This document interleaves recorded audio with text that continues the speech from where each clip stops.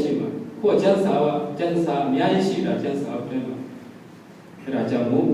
ကျွန်တော်တို့ဘယ်လိုပဲသွားဘယ်လိုပဲလုပ်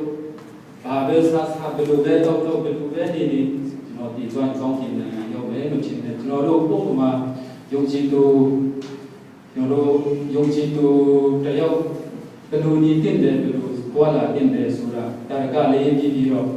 အိုင်နန်ကြီးအပုံမှာရည်တက်တော်ကျွန်တော်တို့နေတိုင်းပြင်နေတဲ့ရည်တက်တော်ငါးလေးနဲ့ဒါကပြီးတော့ခိုင်နန်ကြီးတော့ဥမာရည်တက်တော်ငါးလေးကတော်ထူးဆန်းတဲ့ကစဉ်းစားပြီးကြဘူးလားမသိဘူးသူကရည်ထဲမှာပဲနေပြီးတော့ရည်ထဲမှာပဲရှားစေရည်ထဲမှာပဲမြို့ပွားတယ်တချို့တလိပ်ဆန်တွေဆိုတစ်ဒီပေါ်မှာတိုက်ဆောက်ပြီးတော့အင်္ဂလိပ်ကြီးတောက်တယ်တခြားနေရာမှာအစာရှာတယ်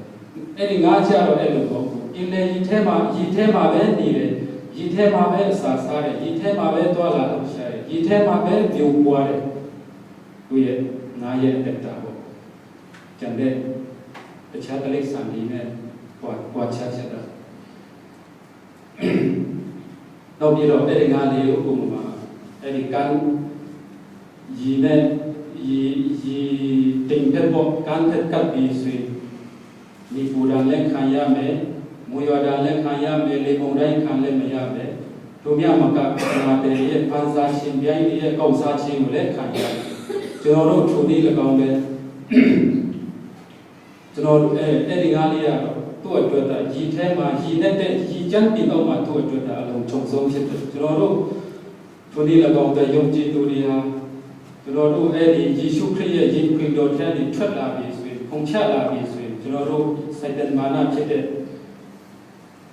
စိတ်တမာနကျွန်တော်တို့ဖန်ဆာပူဆောင်နေတယ်ကျွန်တော်တို့ယံတုဖြစ်တဲ့စိတ်တမာနတွေအကိုက်စားပူဆောင်နေတယ်အဲဒါကြောင့်မို့ကျွန်တော်တို့အတွက်ယုံကြည်သူတယောက်အတွက်လူပြောရမလဲငါးရဲ့အလုံးခြုံဆုံးနေရပြင်လဲသမုဒ္ဒရာအောက်ကျမ်းပြင်ဖြစ်တယ်လို့ကျွန်တော်တို့ယုံကြည်သူတွေရဲ့